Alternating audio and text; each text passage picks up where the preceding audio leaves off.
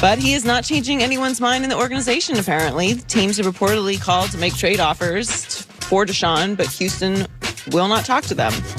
And that has forced teams to leave their offers over voicemail instead. That's just pathetic. Houston's pathetic. It's so crazy to me. I don't know. I just think it's insane. It is insane that in 2021, with the access to information, with the access to experiences, with the knowledge of how these things always end up, that you would do business this way. By the way, the Texans are validating all of Deshaun Watson's concerns. Yes. They will not take live calls. It's like, you know what it makes me think? I don't like players to hold out, but it's like, it's nonsense. These are juvenile people running the organization. It's not. It's insane. It's a cult. It's great. There's no other word to describe it. It is absolute. It's completely and utterly dysfunctional. This is not how you do business. Can you imagine that? No. What business does operate this way? Like, I can't imagine any team in any league, any organization, any business whatsoever. Like, even if you were in our business, like, we don't make trades, but like, if some other network was like, we want to move Colin's show to our network, and we're willing to pay you $100 million. We will give your network $100 million to do it. And the network's like, yeah, we're gonna leave that one on voicemail. It's not. We don't do trades. How? Even if you got divorced, how petty would you be in juvenile if you wouldn't take a live call from the person if you had questions about your kids or something? Well, I think that happens quite a bit, but that just shows you how juvenile people are. I mean, it's just I don't know. It's insane to me, but you're right. They're absolutely validating the reason why Deshaun Watson wants out and the reason why he has the full support of everyone in the business, because this is madness. Tariq Cohen, you like his tweets, by the way. You would pay for Tariq Cohen's tweets, I think. Tariq Cohen's funny. He also tweeted at Deshaun Watson, pull up, gang. I don't think nobody got number 4. So he's recruiting Deshaun as well. The Texans also released running back Duke Johnson. So I don't know what the Texans are doing. What was the other Tariq Cohen tweet I liked? He tweeted to Russell Wilson. You called, bro? And said, you called, bro. Yeah. But he's ready. He's ready. That's funny. So the Colts are bringing in Carson Wentz to be their starter next season because the trade isn't official until the start of the new league year. Frank Reich can't talk about his new quarterback just yet, but he did emphasize how important it is to have the right quarterback in for his team's success. We do believe we have the right roster, we have the right culture, and getting good quarterback play is something that is necessary to win a world championship. And obviously here in this organization, the standard has been set. We need to continue to have that kind of play and even continue to improve upon that kind of play for us to win a world championship. I am so excited to see what the Colts do this year.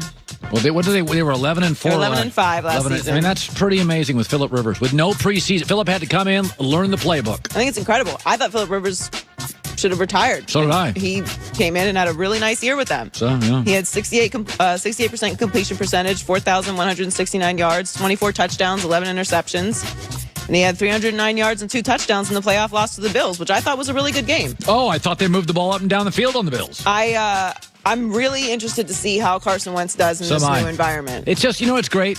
Stafford, Rams, Wentz, Indy. They're 2 good teams, and then you get juice. So they're brand new stories. I mean, nothing against Goff, McVay, but I'd seen it. Right. Now I get a whole new storyline. I do think, personally for me, I want to see what Wentz does, because now there are no more excuses. The Colts are a very functional organization. Great O-line. Great O-line, weapons, defense. If he the stinks, coach that you wanted, the coach that you had success with before.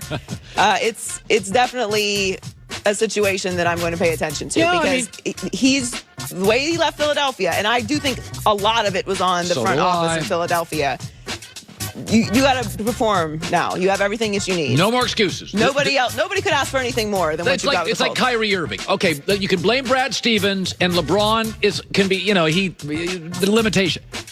If you can't work with Durant and Harden, Kyrie, you got to make that work, because that is a perfect. So it's like everybody. And I've been critical of Kyrie, but if you can't work with Harden and because then if Wentz can't work with this O-line and this running back and this culture, then he's just done. He's out. He's a bad player. And I think that he will. I think they will have success there, but I just want to see it. So Alex Smith made an incredible comeback with Washington last season, but his future with the team is uncertain. They've already signed Taylor Heinicke to a 2-year deal. Oh, come on. And he is hoping that they don't lose Smith as a mentor going forward. Hopefully we can bring him back. I know a lot of the guys love him, and he's good for the locker room and can still play. I was told they offered Alex Smith the GM job 2 years ago or a year ago. Dan Snyder did. I'm not joking. I was obviously very nervous to see what he was going to do, and I know that you were very nervous. But I think it's great that he came back and was able to have the success he did after all of those. Is it legal to do surgeries? This? Is it legal? I'm going to ask a question. What are you laughing at? You always ask me if stuff is legal. What? Okay. Didn't you go to law school? No, I did not go to law school. I'm just really great at debating. Okay.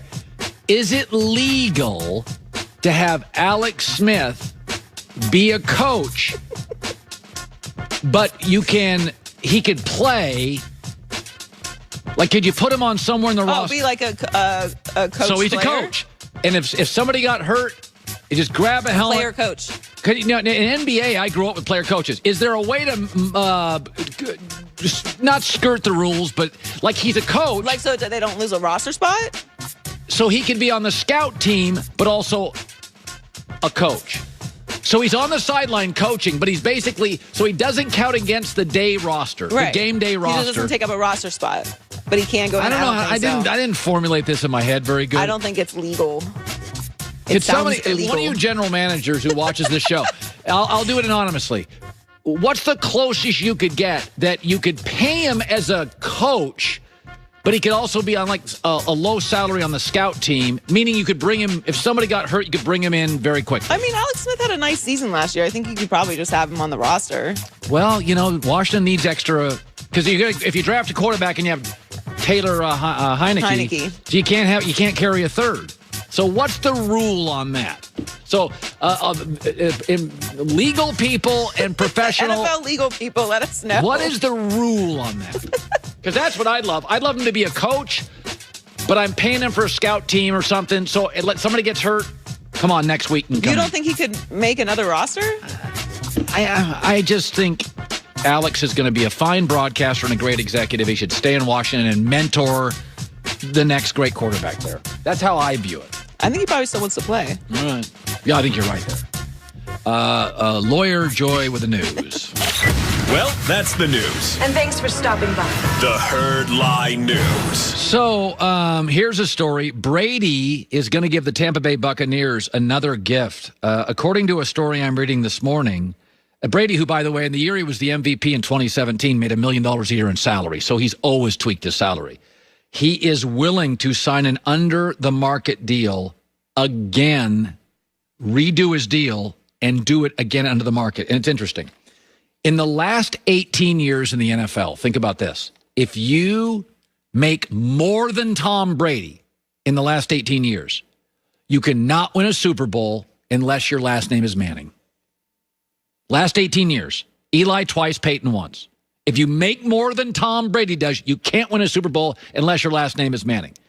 So one of the advantages to being rich is that you can make decisions based on stuff beyond money, quality of life, teammates I want to play with. But it's interesting because Aaron Rodgers and Russell Wilson are in the stage where they want to make every dollar they can. And it's interesting. 2 years ago, I could be wrong on this, 2 years ago, Green Bay wanted Robbie Anderson. The Jets had Robbie Anderson, and Carolina got him, and Green Bay couldn't. Can you imagine Devontae Adams and Robbie Anderson? They couldn't get him because they couldn't afford him. And Green Bay would have J.J. Watt today, if Aaron took a pay cut. And you think to yourself, well, why should he take a pay cut? Well, because he probably paid $700,000 for his house. I mean, again, I always say this. If you play in Miami or Seattle, you're paying no state tax. So you do have to consider the advantage. Could you give up a little bit of salary to get a star receiver or a star left tackle if you're a player? But, everybody talks about commitment. Everybody says I'm all in. Brady's really the only athlete that is all in. Like everything. $2 million on his body, won't drink a beer during the season, and I'm going to give up massive money to win. And I've said this with LeBron. LeBron does the commitment to his body, commitment to excellence during the season. He drinks a little wine during the season, whatever. But it is interesting. LeBron makes $65 million a year in shoes and apparel. He's worth $900 to $950 million.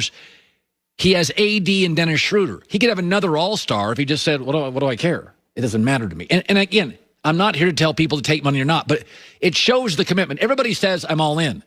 But Russell Wilson is still in the stages, I'm going to make as much as I can. Same with Aaron, same with LeBron. I'm not criticizing, but it does give you a sign of what Brady is willing to do.